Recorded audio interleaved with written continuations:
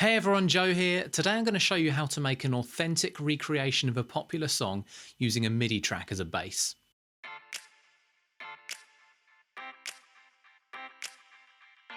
So there are four main steps to this, and I'm going to briefly go over what each of those steps are. Then you can watch along as I use those four steps to recreate a popular song, in this case, Watermelon Sugar by Harry Styles. It's straightforward, it's fun, you can do it on your own, you don't need a band or anything, and it's really cool hearing your faithful recreation come to life, which of course you'll be able to hear at the end of the video. And the real beauty of using this technique, of using the MIDI track as a bass, is that at all times through the process you're going to be playing to the full band or the full instrumental. So step one after choosing your song is to find an accurate MIDI track for the song. Now there are loads of places you can get these online. You can get very accurate detailed MIDIs to use as a bass, and I'm going to show you where you can get them from. And then we'll get it loaded up into the DAW.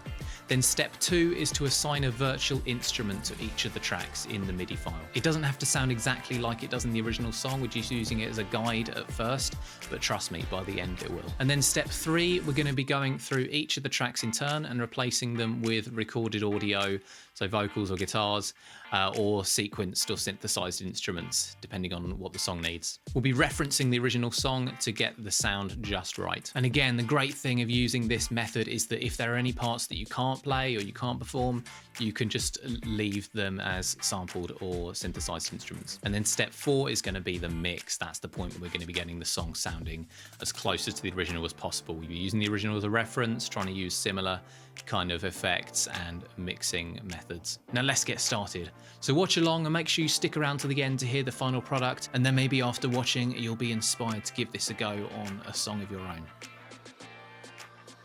So finding the MIDI track is relatively straightforward as long as it's a popular song. It's a simple case of giving it a Google. Again, we're looking for Watermelon Sugar. I downloaded the MIDI I'm using from this website here, but there are normally a few different options.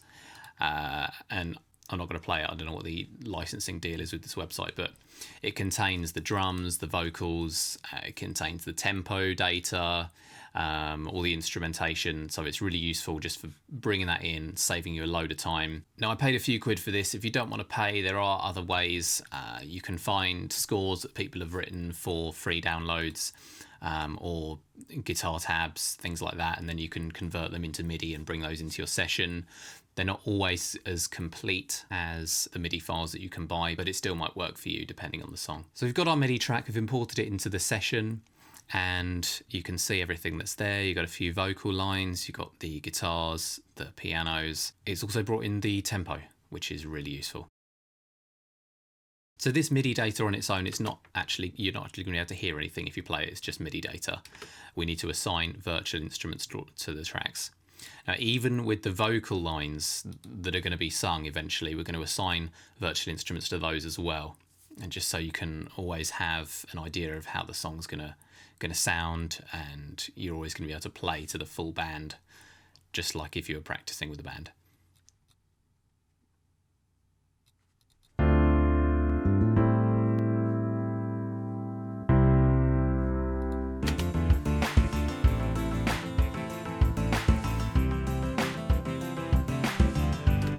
Okay, so we've given all of the MIDI instruments a virtual instrument so that we can hear what's going on, basically. Obviously, it sounds very cheesy and synthesized, but again, we're going to replace each of the tracks in turn and make it sound just like the original.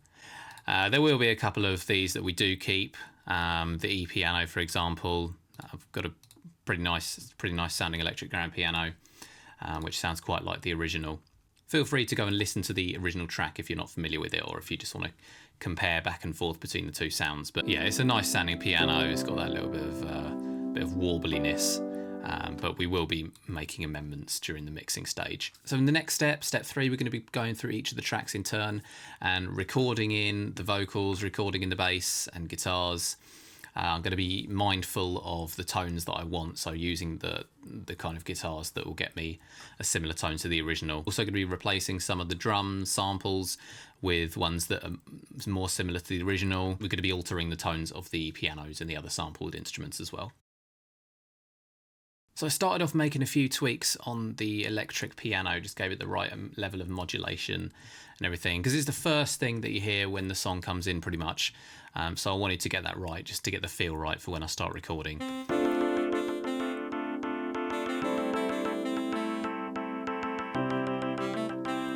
I think once we've recorded that guitar in and the vocals, it's going to sound really authentic. What I'm also going to do is add some velocity changes, because no one plays piano like that. And unfortunately, the MIDI that we got doesn't have kind of a natural velocity, so I'm just going to randomize it.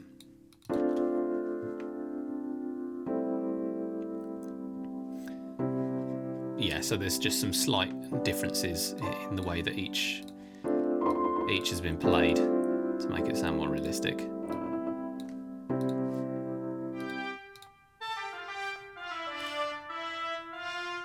I've changed around the instrumentation on the trumpets to make it sound a bit more like the original. It's played very hard and a little bit shorter, I think the notes are, on the original, so I've brought those back a bit. I'm going to do a little bit of work on the drums now.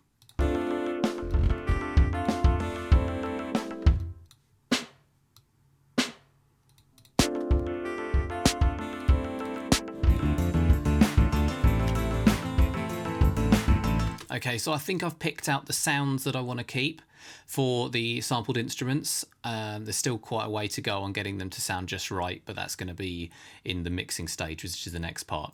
But first, I'm going to get all of the tracks that need recording recorded. So I'm going to start off with the bass, then the guitars, and then the vocals. Enjoy.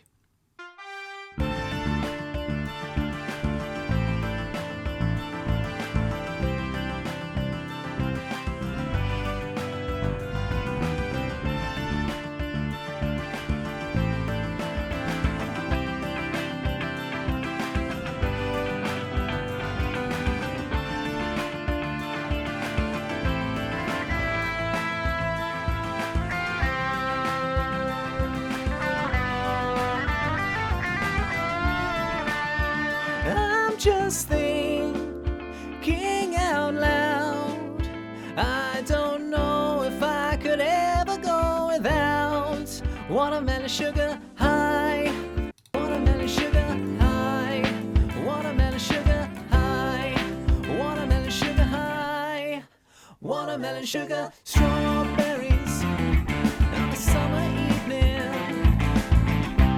Okay, so that's really coming together now. It really brings the song to life when you've got the vocals in there and the live instruments. As you can see, I've removed all of the guide MIDI tracks now. What we've got here is what we're going to be working with for step 4, which is the mix. And that is where everything's going to come together. Going to do a few tweaks on the electronic instruments, get them sounding on point. And then just mixing the song together. I'm going to go through the general process of the mix with you and stop and show you a few little techniques that I'm going to use to get it to sound like the original effects in the song. We're so close to the end now, I can't wait to hear the final product. Stick around to the end, I'm going to give you a few more resources on how to mix and how to record and things like that will help you to do the same thing for a song of your own. Now let's get mixing. So now we're on to the 4th and final stage. We're getting really close now. I'm going to go for kind of a linear mixing process. I'm going to start from the beginning of the song and work my way through, because the instrumentation changes as we go along. So let's start off with the vocals actually. As a pop song, vocals are super important. And summer feeling. So I've already cut out a fair amount of the low end with the high pass filter. What else have we done? I've taken out a bit of the mids and the low mids, just because that's the kind of EQing that suits my voice. Also, the vocals on the original have quite a sort of vintage sound as well. So I'm using this SSL channel with the analog switched on and then compressing it a fair amount. Tastes like strawberries on a summer evening. Now the reverb and delay is really important in this. It's got quite a vintage slap delay on there as far as I can tell, so I'm going to put that straight on. Normally I'd put the delay on an auxiliary track and kind of dial it in, but for this one I want to put it through this Kramer tape. Again, it gives it a kind of vintagey sound, and then put that through slapback delay. Let's see how much we need. Tastes like strawberries on a summer evening. Let's get that through a reverb now. A plate. Tastes like strawberries on a summer evening. Okay, let's see what the clean guitar is doing.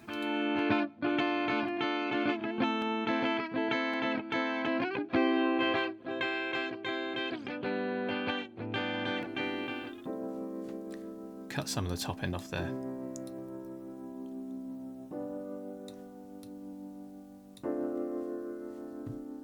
I'm just thinking out loud.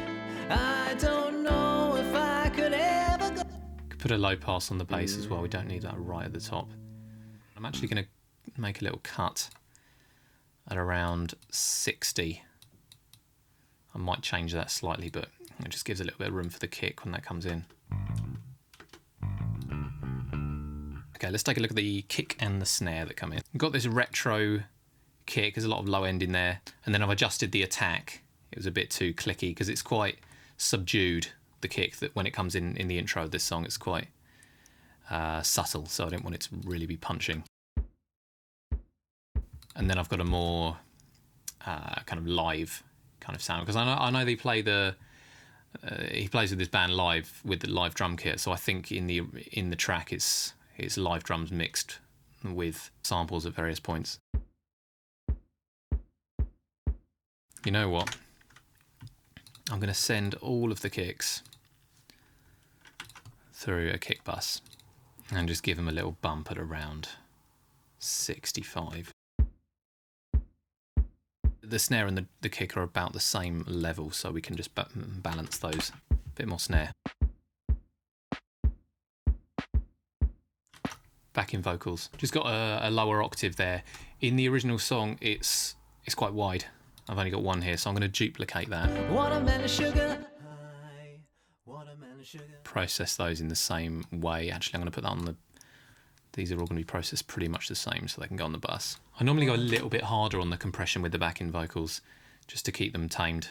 You don't notice a harsher compression as much. Then the last thing we have in the intro is the acoustic guitar. It's quite bright and rhythmic in the original. Again, we're going to get the SSL channel on there. If you're doing a similar kind of mix, you can use any EQ here. This is just one of my preferred ones. In hindsight, I would have recorded 2 copies of the acoustic guitar to widen it up a bit, but we can do a similar thing with the duplication trick. Sugar high, watermelon sugar high, watermelon sugar high, watermelon sugar high. Okay, so that intro sounded good to me. It's time to move on to the rest of the song. I'm going to crank up the reverb on this section here where you've got all the backing vocals at once, because it's really roomy on the original. Watermelon sugar, strawberries. Yeah. So we're getting into the main part of the song now, starting off with that big blast of brass. I've actually doubled it up and I've used a less realistic sample to go alongside the East-West sample. It just didn't have that kind of attack that is present in the original. So together, it's just a bit more, bit brighter, a bit more attacky. I've got that same chamber reverb mainly across the board with the instrumentation to keep it cohesive. That guitar part at the end, very wet, just like in the original, and I've also stuck a smack attack on there to reduce the attackiness, because it's quite an ethereal sound in the background. Then again, using that reverb on the drums as well, except for on the kick, it gets a bit muddy. I don't normally use a reverb on a kick. And then it's going through to this drum bus, which we haven't actually done anything with yet, so I'm going to put a multi-band compressor on there just to try and glue the drums together a bit. So it just tightens the kit up, adds a little bit of low end and prevents it from getting too muddy in certain areas. I just wanna taste it. Definitely starting to shape up now. I've just noticed that vocal, it gets a little bit sibilant on the S's, so I'm going to get a de-esser on there. I just wanna taste it. Just going to tidy up some of those ends. Sugar high. Okay, I'm going to do a little bit of automation now just to make the song a bit more interesting throughout. And also there are a couple of effects, particularly vocal effects on the original, that I want to try and replicate. There's some kind of phasey thing going on here with the ad-lib vocals at the end. Watermelon sugar, sugar, watermelon sugar high, watermelon sugar high. Okay, so I'm really happy with that mix. It's come together as an authentic cover with a little bit of my own sort of mixing style in there as well. Now we can finally listen to it. The link to the full song is in the description, but I'm going to play a few different sections for you here just so you can hear what the final mix sounds like. I'm just thinking out loud. I don't know if I could ever go without watermelon sugar high, watermelon sugar high, watermelon sugar high, watermelon sugar high, watermelon sugar. I just wanna taste it. I just wanna taste it. Watermelon sugar high, watermelon sugar. Thank you so much for sticking with me to the end. It's so rewarding hearing that final creation. And now it's time for me to go and master this thing. And there we have it, our faithful recreation of Watermelon Sugar. If you like the cover, you can download it from the SoundCloud link underneath this video for free. And I really hope this helped you and maybe gave you some ideas or inspiration on how you can record a cover of your own. Let me know in the comments section below. Are you planning on recording a cover soon? Let me know what song you're going to cover. Or if not, I'd love to hear what your favourite cover version is. Maybe you can leave a link and we can share some music. Make sure you hit that subscribe button because I've got videos coming out every single week. Thank you again so much for watching, and I'll see you next time.